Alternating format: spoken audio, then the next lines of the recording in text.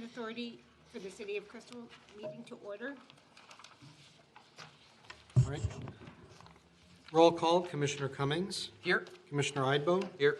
Commissioner Kamish. Here. Commissioner Kaiser. Here. Commissioner Anasirasan. Here. Commissioner Adams. Here. Commissioner Budashevsky. Here. We have a quorum. This time we're considering approval of the minutes from the April 18th regular agenda. Make a motion to approve those minutes. Is there a second? Thank you. I second. All in favor? Aye. Opposed? Motion carries. There's a public hearing and a resolution approving the sale of 3101 and 3401 and 3415 Douglas Drive North to Hampton Companies for an 8-unit townhome development. Okay, Madam President, Could you- members of the board. This is a familiar item to you, of course. Here again is just a comparison of the property from different years. So tonight, you as the EDA are asking, I'll start from the top. So this is a vacant ADA lot at 3401, 3415 Douglas. It's been available since the RFP was authorized in 2022. Hampton Companies has submitted a proposal to purchase the lots and build 2 4-unit townhomes for a total of 8 units. Then, as you know, you just gave the final zoning approvals for this a few minutes ago. So Hampton has offered the asking price, which is $200,000. EDA gave tentative acceptance to the lot sale on May 17th of last year, so it's been almost a year since that happened. Since then, staff has worked to receive approval of the, it's called the Response Action Plan / Construction Contingency Plan. And we've also, as said earlier, received approval of the cleanup grant for the property and also the zoning stuff. So there's a lot to do between a year ago and now. Here is the site plan showing the 2 townhome buildings with the parking lot in the back. And here is just a couple of elevation drawings. First, the top there is the elevation facing Douglas Drive. And then the bottom elevation is facing west, which is the driveway and parking lot. So tonight, you're asked to hold the public hearing and then consider a motion to adopt the resolution authorizing the sale of the property to Hampton Companies for $200,000. The next steps in the sale, if the resolution is adopted, is that the lot sale would close by July 2nd, and then the townhomes must be completed by July 2nd of 2025. So they have 2 years to complete it. They're saying that they think they will finish them by mid-24. So that's all I have for this item. I'm available for questions. I believe the builder is still on the line. Zoom call. Does anyone have any questions?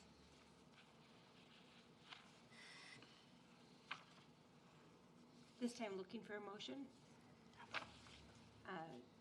John? I make a motion approving the sale of the, Madam President, sorry. Oh, It's just sorry. a public hearing. Point of order.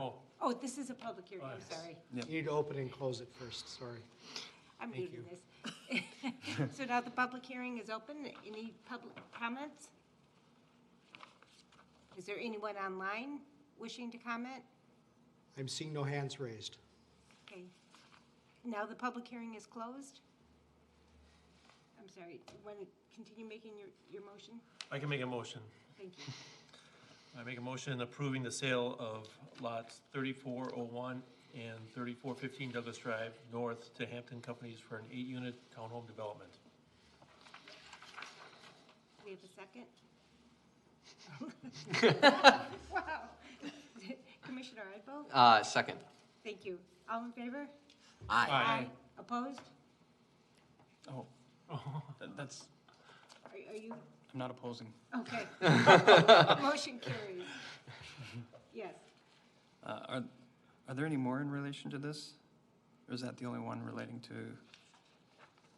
This is the only action item related to this there are more? No, there's no more. There's no more. I'd like to make a couple comments. Dan, are you still online?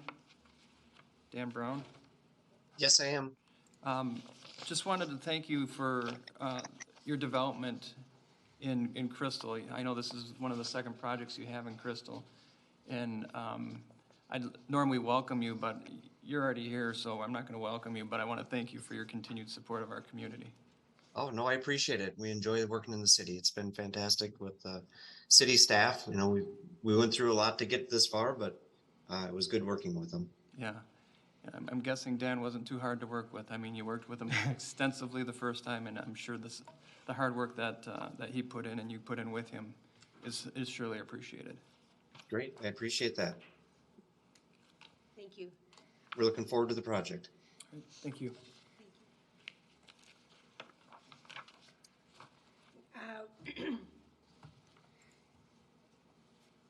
There's a resolution amending the purchase and development agreement for the sale of 4824 56th Avenue North to extend the closing deadline to August 1st, 2023. And Dan? Okay, yeah, the second item here relates to 4824 56th Avenue. Here on the screen is, outlined is an aerial photo of the property.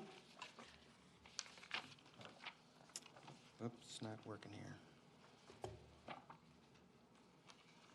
So on October 18th of 2022, the EDA approved the sale of this property to Ascent Builders to build a new two-family dwelling. Ascent signed the purchase agreement and had until May 1st to close on the property. Due to difficulties with securing financing with a new lender, Ascent has submitted a request to extend the closing date till August 1st. So it's our staff's opinion that it makes sense to extend the closing date instead of seeking a new builder through a new RFP process. Here is just an elevation drawing for your information. This is how they would look facing 56th, the two units. So tonight you're being asked to consider adoption of a resolution amending the closing date in the purchase and development agreement with Ascent Builders to August 1st. The next steps, if the resolution is adopted, the lot sale must close by August 1st, and then the new two-family dwelling must be completed by August 1st of 24. Builder has indicated that they will start construction this year, so they should be able to finish that August 24 date. And I'm available for questions if you have any. I don't think that the builder is on the Zoom call. I don't see him, nope.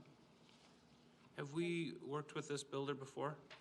We have not. This is the first property that they have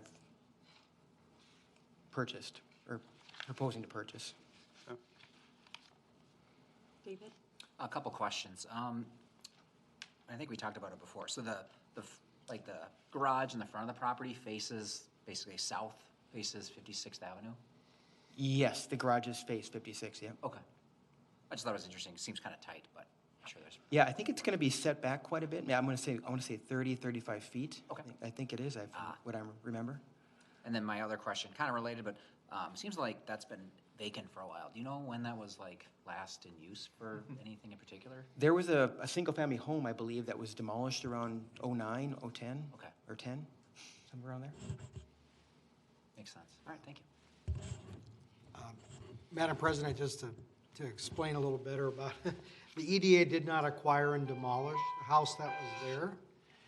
It was actually a private party, had received zoning approval to build a little strip mall there that's right. in the mid-2000s, and they went ahead and demolished the house that was there, and then they walked away from their project, much to the lender's surprise, who didn't know that their borrower was going to demolish the bulk of the collateral on that lot. So by the time the bank owned it, it was a vacant lot during the depths of the housing crash. And so we were able to purchase the property for a very good price, which I think came up in the discussion a couple weeks ago at the EDA meeting. So that's the history with that property. It is not one that the EDA demolished. It's a slightly different history. Thank you. Any other questions? I guess staff's opinion is that with the extra time, there shouldn't be any issues securing the financing? Okay, That's what Ascent has told us, yeah. okay.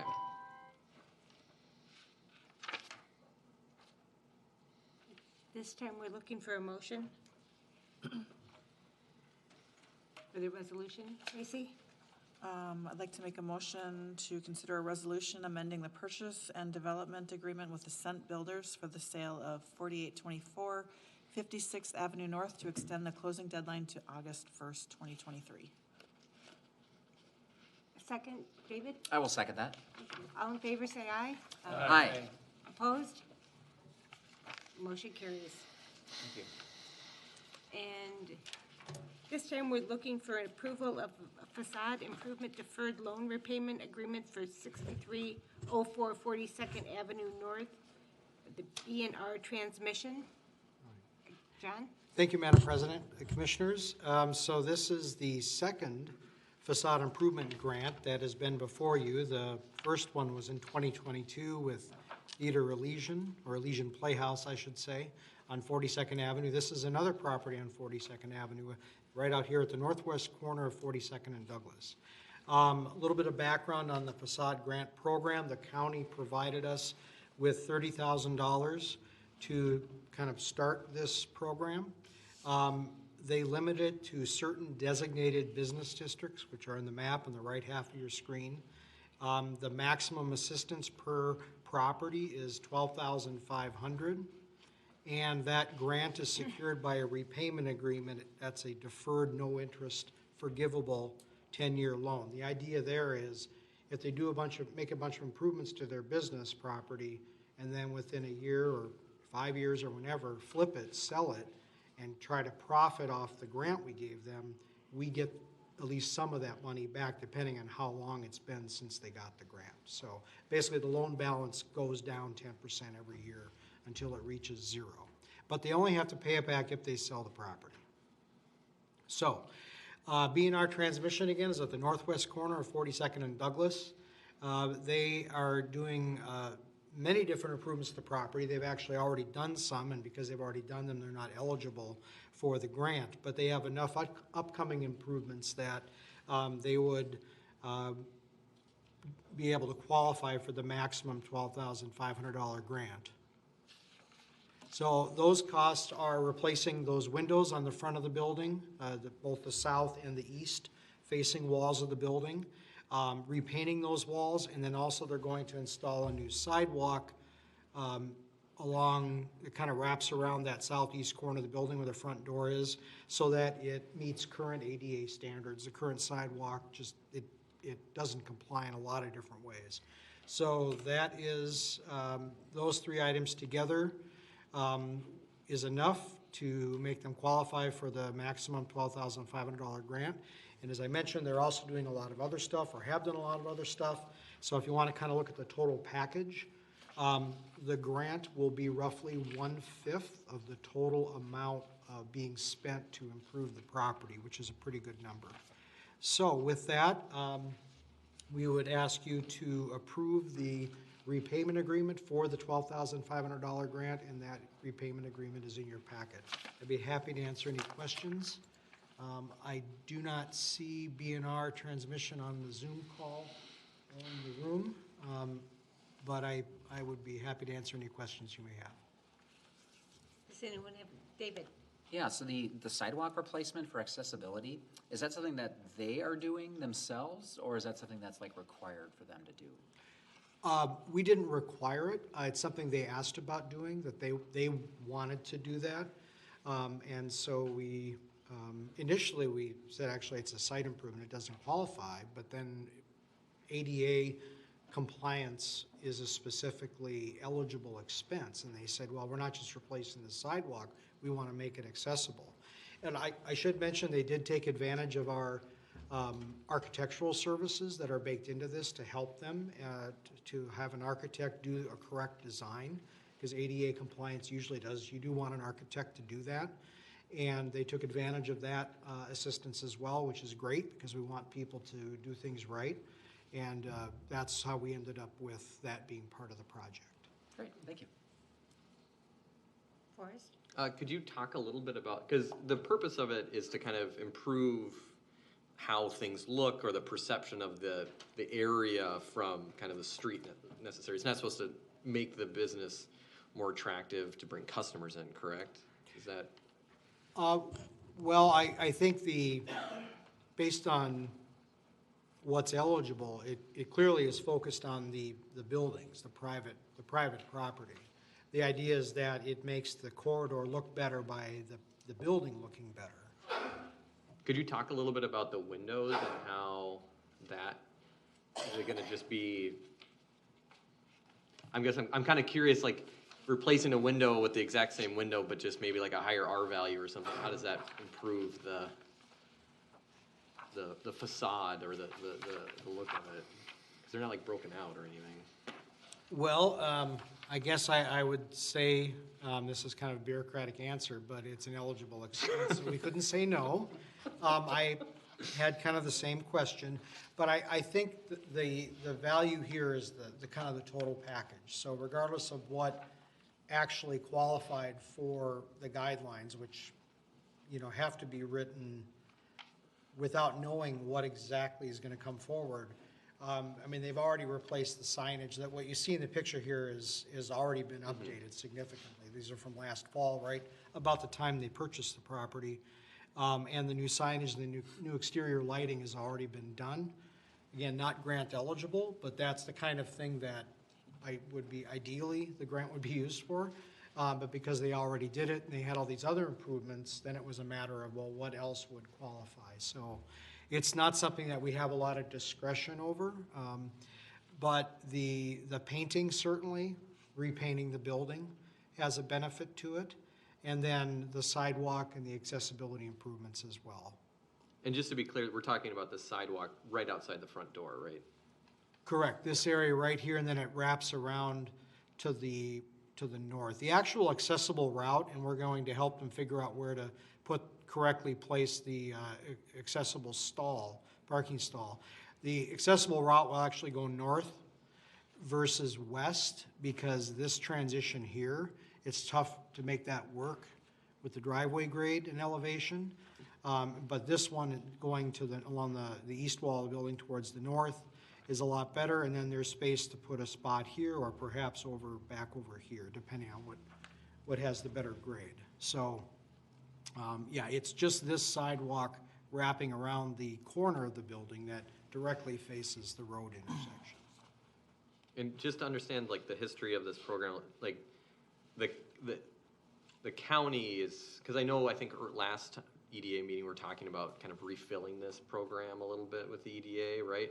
If we were to, not to get too sidetracked, but would the requirements that the county's placed onto this program, would that continue if we were to essentially renew this program after? Because I think you were saying, like, after this grant, the account is like almost gone. Yeah. Correct. We do anticipate, that's a great question, and we do anticipate one more application coming in soon for Wine Thief and Ale Jail at the northeast corner of 36th and Douglas, the former Pizza Hut. And we're going to need to come to you to authorize taking something out of the EDA fund balance to backfill that. And then after that, we need to have as part of the budget discussions with the EDA, we would, basically at that point, it's our program. Okay.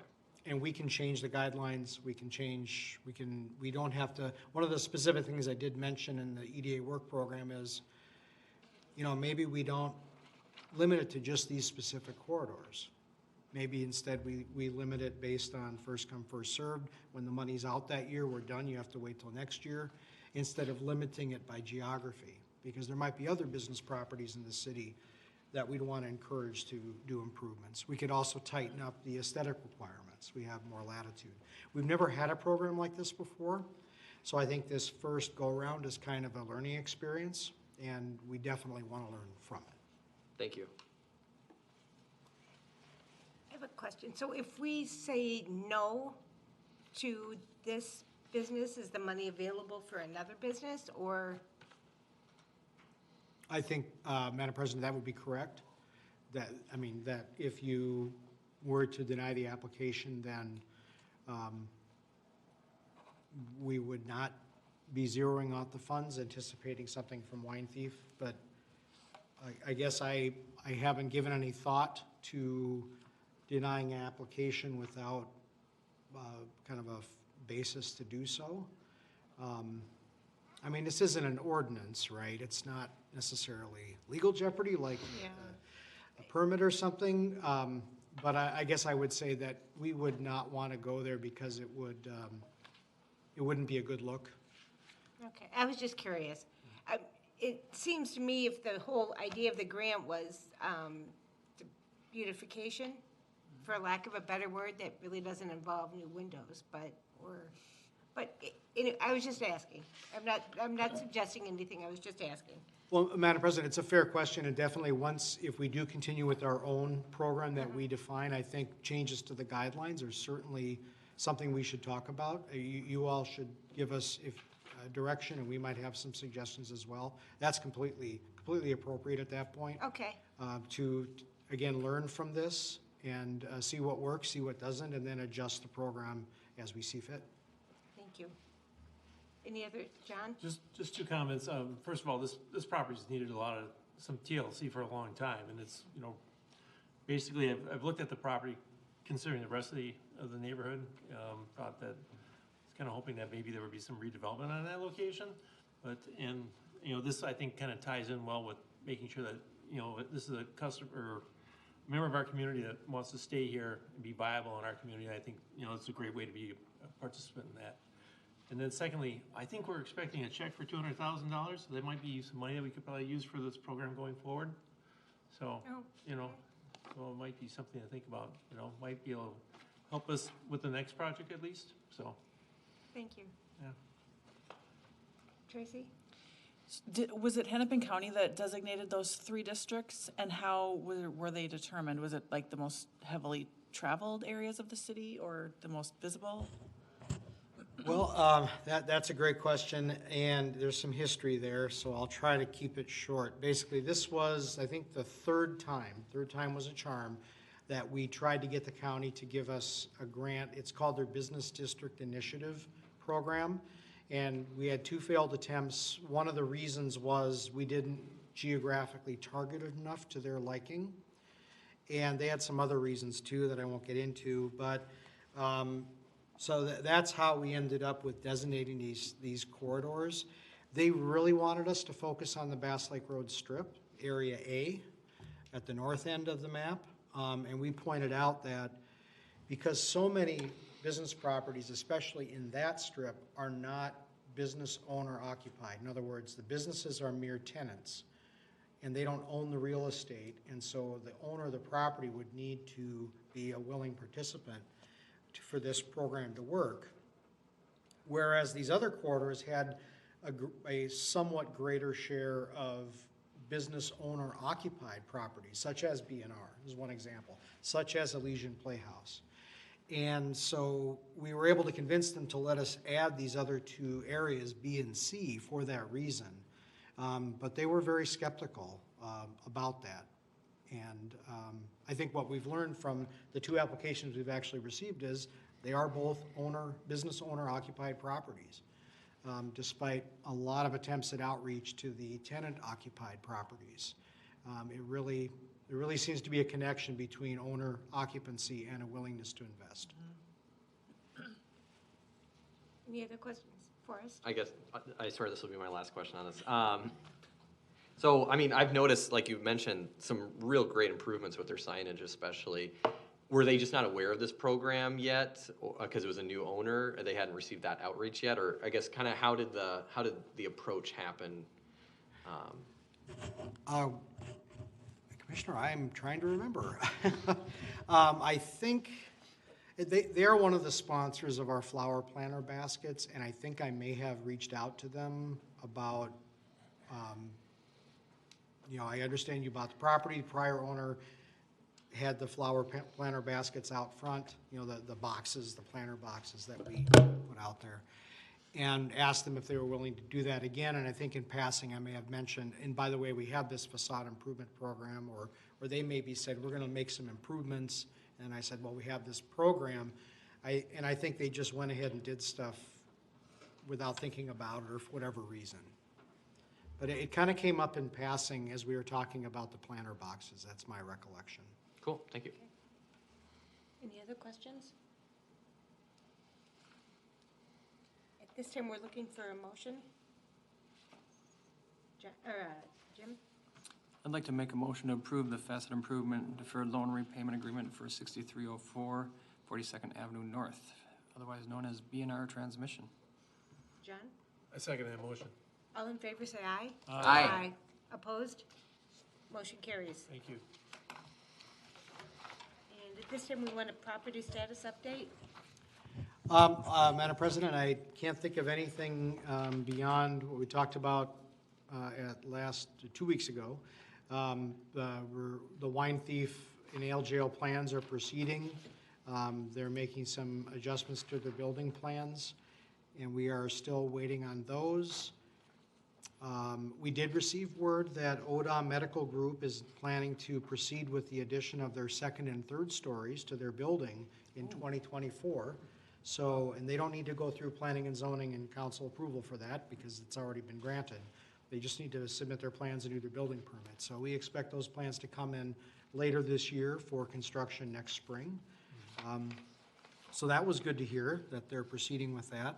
I mentioned Crystal Vision Clinic has been open for about a month now at their new location, and Herself Health, a new medical clinic, is in the process of renovating the previous Crystal Vision Clinic at 5200 Douglas Drive. Thank you. Any other business? Tracy? John, do we know, does Wine Thief and Jail Ale, do they have a tentative completion date at all? We haven't asked that because, you know, there seems to be some delays in getting their construction plans finalized, but, so we don't even know when they'd start, I guess, is the way I'd answer that. What they're going to do is they're gonna add to the north side of the building, in addition, it's exactly 50% of the existing building. So they're gonna make it 50% bigger. So it's a pretty substantial addition relative to the size of the building. And so it might go into next year. I guess I don't know. And there's so many unknowns as far as contractors too, right? In getting contractors and everything else. And that's all stuff that we don't know, so. Yeah, sorry, it's a long way to say I don't know. Anyone else? Looking for a motion to adjourn. John? So moved. Second, Forrest? Second. All in favor, say aye. Aye. Opposed? Motion carries. We're adjourned. Sounds like a role has been taken by Forrest.